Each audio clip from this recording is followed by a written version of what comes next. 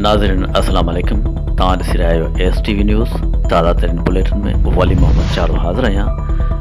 नज़र विझूं था काज़ी अहमद खान साहिल इलाइक़ो जी रिपोर्ट ते।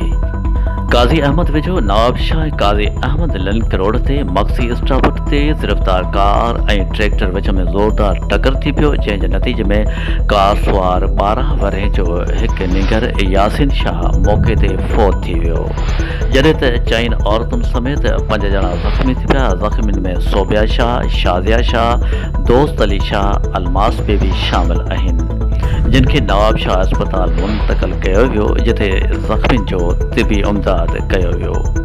हादसे जो शिकार थियल नवाब शाह खां काज़ी अहमद तरफ़ अची रहिया हुआ। फोती निगर जो लाश काज़ी अहमद जे ॻोठ छुटल शाह पहुचण ते कोहराम मची वियो, जॾहिं त ज़ख़्मियुनि जी हालत ॻणतीअ जोगी ॿुधाए पई वञे।